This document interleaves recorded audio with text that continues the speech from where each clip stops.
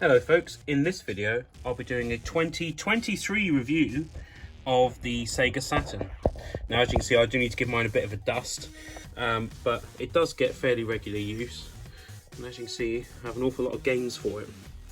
So I'll be giving you some tips on using this system in 2023, reliability and whatnot, and which version I would recommend getting, as well as how to make it the most usable it can be in 2023. So let's get started with that now. So a little bit of history on these controllers. This was the original controller that came out in the European and Japanese release of the Sega Saturn. It's very angular at the bottoms here, which makes it somewhat uncomfortable to hold. And the D-pad has these little ridges, which while they make it easy to use in terms of pointing a particular direction, they make it difficult to use for the other directions, and also they can dig into your thumbs a little bit. It's got shoulder buttons, but they lack much feel when you press them. I really like the design because I think it looks very cool and futuristic. However, the Japanese design and the design that later won out across all regions, I think is overall the better controller. The D-pad is more usable, you get a bit more response from the buttons there, and the shape is more reminiscent of a Sega Genesis or Mega Drive controller.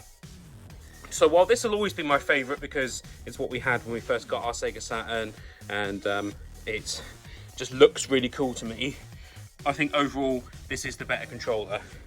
But these things are subjective, and I do actually prefer that one myself. So that's the controllers, and they're fairly readily available. However, I would suggest a better option than using these original controllers is this.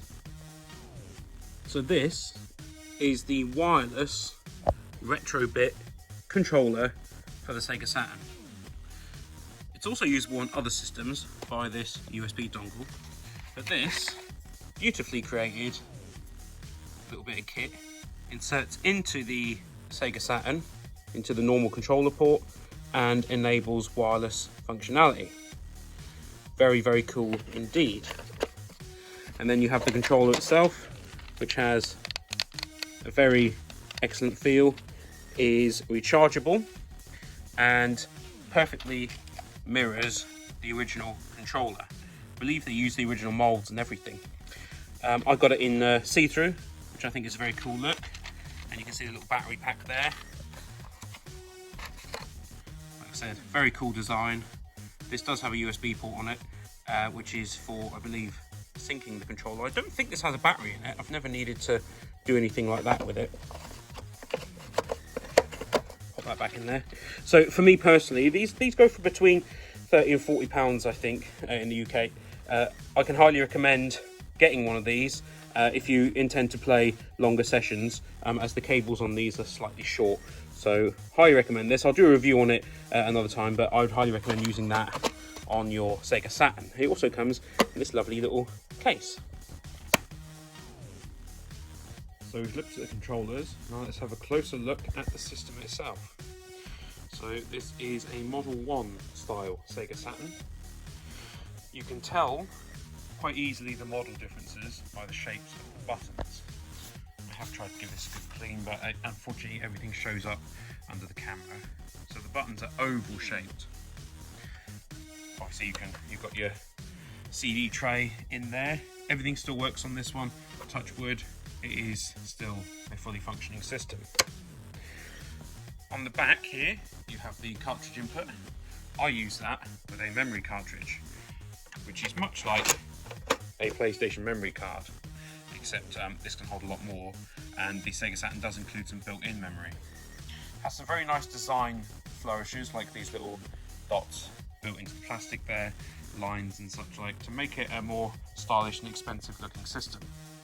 In the later models, some of this was removed.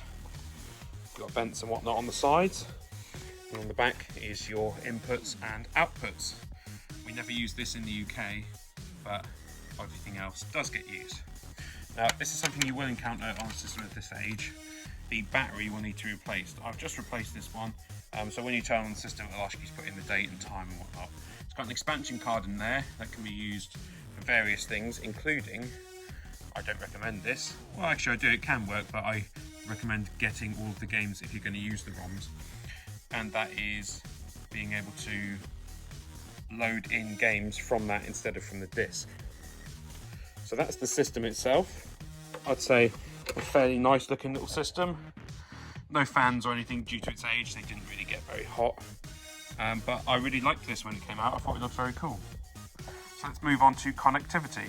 So a standard Sega Saturn SCART cable goes into there and will work with any modern TV. This is because the Sega Saturn uses RGB.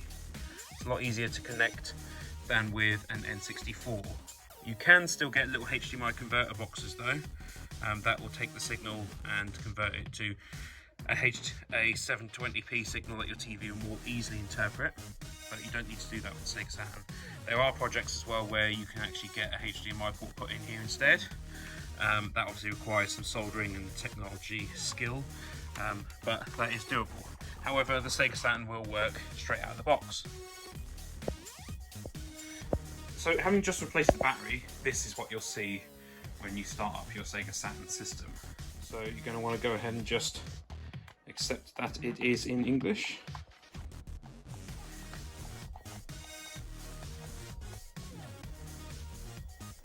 And then you'll want to go ahead and put the date in.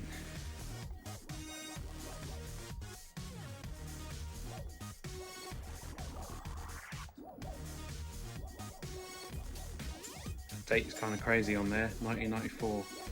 That's madness, isn't it, really? But this is a video about what it's like to use this system now.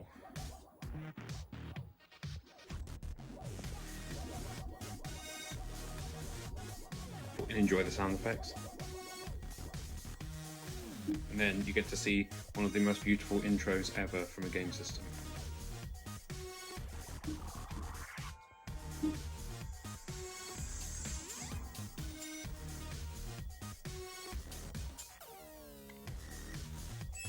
So it actually fills a modern screen fairly nicely, but you can of course change that in your TV settings if you don't like that. So there are various advanced options that you could do on here, most of which I wouldn't have said were particularly actually useful for me as a gamer. But there were options there. Did work well as a CD player. You can see the games and whatnot, so you've got your clock settings, all that kind of boring stuff, give that a miss. Language settings, memory manager, so here you can see the games you got in your cartridge. See some of my save games on there. As you can see, even though these games, there's quite a few games on here, there's tons of space available. So this is slightly different to the PlayStation memory cards, although this is the actual card in this itself is actually kind of ugly compared to those. So that's your settings. So what's it like to use this in 2023? Well, controllers still function mostly fine. Buttons work, but they don't have a lot of feedback on them. As to the CD drive in these systems, that is somewhat of a lottery. Mine works fine, still touch wood, but for how long, who knows. You can also press this funny little thing here, where you do that and then a spaceship comes and flies around the screen. Don't know why Sega thought to do this, perhaps show off some of the 3D capabilities this had at the time. So in terms of using it in 2023, if you can get one that still works, brilliant. Connects straight to your TV. You won't really have had very many issues with that at all. And it's an easy system to use because you don't need to buy anything else to make it work. So let's have a look at some of the games that I enjoy playing on this system, even now in 2023. Daytona USA is one of the first launch games on the Sega Saturn, and is a game that I absolutely still love. Yes, the frame rate isn't brilliant, the draw distance isn't brilliant either, but the gameplay on it and that absolutely wonderful music really takes me back to when my granddad first bought this system over for us, and we got to play this what I consider to be a wonderful game. And what a jump up this was from the Sega Mega Drive. I mean, we had a 32X, but this was just, yeah, this is crazy. And the sound, music, like I said, absolutely amazing. There's not a huge amount to do in the game, and the thought these days of buying a game for as much as this would have cost with so little content would have been sort of abhorrent, really. However, getting these style of graphics in your home at the time, amazing, absolutely brilliant. So I still love this game, and if you get a Sega Saturn, I would highly recommend you make purchase of this game. So next up on my games that I still play in 2023 on the Sega Saturn is Sega Rally Championship. Another racing game, I know, but absolutely brilliant. This is a true classic. I'll also take this moment to talk about sound on this system.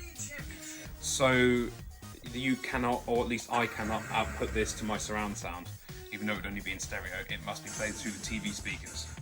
But this TV's got incredible speakers, so this actually still sounds really good.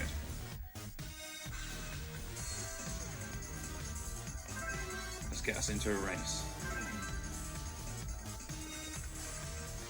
I still think gameplay wise this game holds up brilliantly even today. And check out that loading time as well.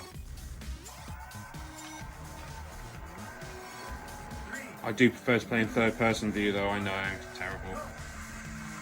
So I still pop this game in occasionally, maybe like on a Sunday morning.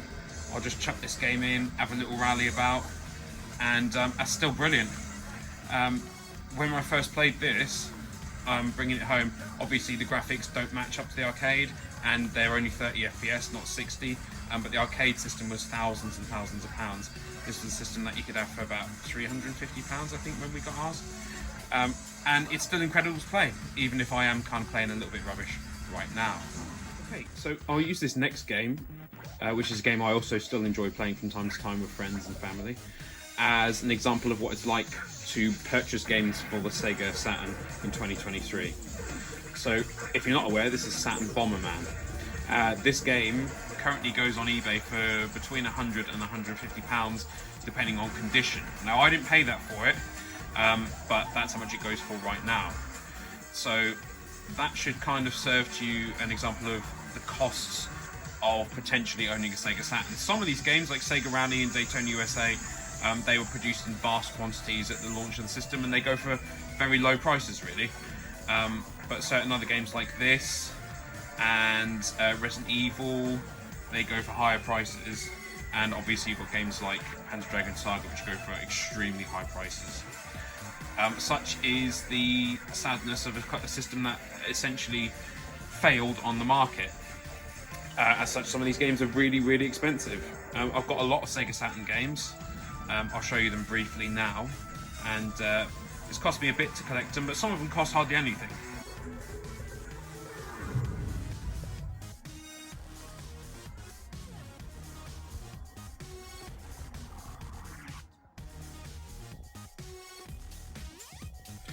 So those are all my Sega Saturn games, and as you can see I've got a lot, and some of them will have cost considerably more than others to purchase. A lot of these EA Sports games are very cheap. Die Hard Arcade, however, was not. Even Croc was not that cheap. Theme Park, very cheap, that sold very well in its day. But some of these games, yeah, the prices are pretty high. Bug, pretty cheap. Bug 2, not so much. So here's one of my favourite games to play on the Sega Saturn, Saturn Bomberman. What a game, absolutely great. It still looks good even on the TV today. I think some of this 2D art style still looks really cool even now. Stage, why don't we take a break from looking at some of my favourite games and now look at another aspect of Sega Saturn, ownership and collectorship. So a lot of the games came with these cardboard style outlets on them, with plastic inner case parts. Now the later games are all plastic, such as Quake, as seen here. Now the problem with these cardboard is that they will fade over time if left in the sun. As you can see, this copy of Virtua Fighter 2 must have been left in the sun for some reason, and also the edges of the spines can get damaged. Now I found a decent black marker pen can rectify some of these issues, but it won't be perfect. So in terms of collecting these games, you're going to want to look at the condition of the case really before anything else, followed up by the CD and then the manual. The CDs can be repaired quite easily, but the cases not so much. Nowhere near as bad as N64 cases and trying to collect them, but it's something to be aware of, and obviously you'll pay more for decent quality cases. So we'll look at another one of my favourite Sega Saturn games now. Made by Traveller's Tales, this is Sonic 3D. Now this did come out on the Mega Drive as well, but the graphics on this Sega Saturn version are obviously better, despite still being essentially the same game and from the same isometric viewpoint. What's amazing is that they got most of this intro into the Mega Drive version. Maybe I'm a bit of a nerd, I don't know, but I do love the music in this game, including in this intro.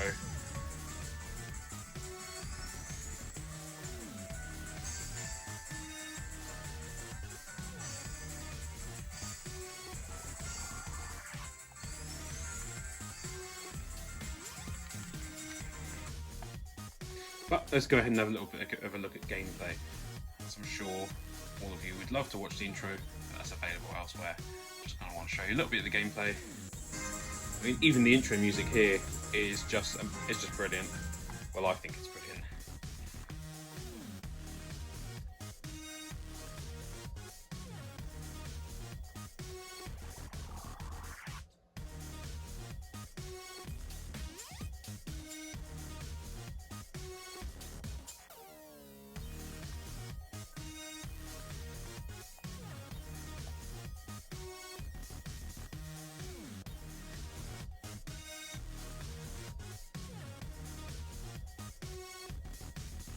So a little bit of loading, but the loading in these older systems wasn't actually too bad. So you've got 60 FPS, runs nice and smooth.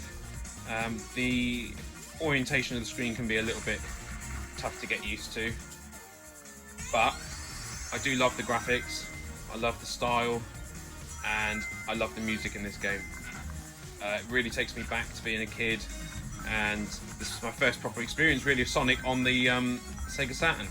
I didn't have this on the Mega Drive, so it's very fun to play, even still. Sometimes hitting the enemies can be a little bit tough because of the viewpoint, but if you want to see some proper 3D Sonic on the Sega Saturn, I'll show you that next. And I still play this sometimes just to see what could have been, really.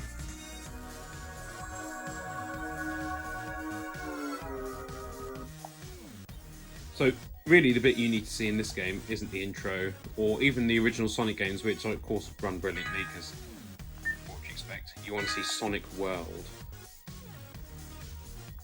So this is really what could have been a Sonic game on the Sega Saturn, and it's really sad that it didn't happen.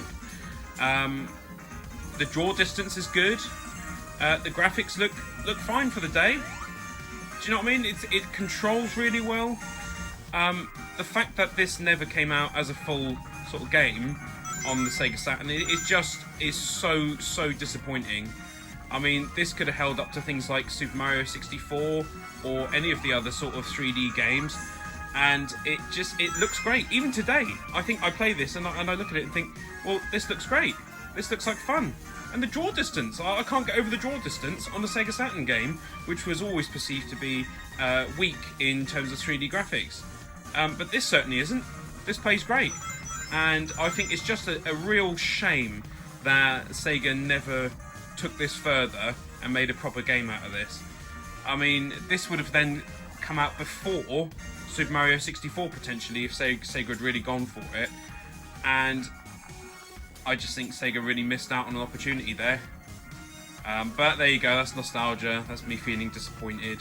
Obviously I love my PlayStation 5 and that, but I don't know, there's something about Sega and their era of games and the fun and whimsy that came from those games, and just seeing this play at a solid 30 frames per second, a couple of camera issues, but otherwise this plays brilliantly, and it just really makes me sad. But there we go, it's still nice to see now, and I like to pop this on every now and then and have a little run around. I'll show you a couple more games I play on this system, and I'll do them now. Now, if you don't know what this is, you better get to know.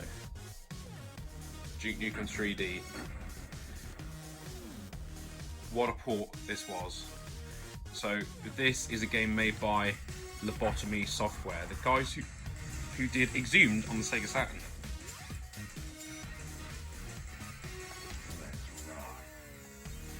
So what's amazing again here is that the Sega Saturn was always viewed as a sort of not very strong 3D system. And that's incorrect in a way, but it is correct to say it wasn't designed initially as a strong 3D system. But as you can see here from the coloured explosions and whatnot, and the lighting, and the frame rate, we're getting a pretty decent sort of nearly 30 frames per second on this. And this is a fully 3D environment as well, whereas the PlayStation version was actually designed more like Doom in the way it was built, but not this. This is a fully 3D environment, and I've got to say, apart from a couple of frame rate drops here and there, it plays really well. Although, of course, the controls and whatnot on this are kind of hard to get used to these days compared to what we're used to using. But there we go, that'll teach him. So you strafe with the shoulder buttons, and you kind of look up and down with some of the buttons on the face pad. It's not ideal, but this is what they had at the time. And do you know what? It works well enough. If I can get my gun out like this. There we go. But yeah, it works well enough, and the PlayStation suffered with similar issues with controls in this game. So as you can see, this plays brilliantly, and I'll put this on every so often, just to take me back to that time when the Sega Saturn was sort of hitting its stride graphically, but unfortunately not financially. So the last game I'll show you in this video is Fighters Mega Mix. Again, it's another example of a later Sega Saturn game where the graphics were just absolutely brilliant. And you could even unlock the Daytona USA Hornet car as a playable character. But I think I'll play as this teddy bear, that seems fun. Lots of different modes and whatnot, but I won't show you all of them. It's just to kind of show you a selection of games that kind of show off the best of the Sega Saturn. So as you can see from these graphics, this pretty much matches up to anything that was coming out on the Sega, on the Sony PlayStation at the time.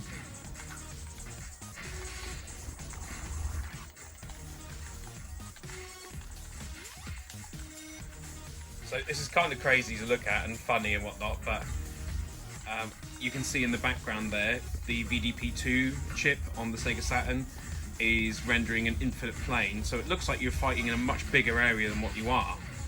This is one of the advantages of the Sega Saturn, but it was unfortunately not very readily used, and I just got absolutely destroyed there. So a little bit of history on the Sega Saturn. Came out in '95 originally, I believe, and first of all in Japan. Had a surprise launch in America, which did not do Sega any favours with retailers, and also with their then short supply of games that were out.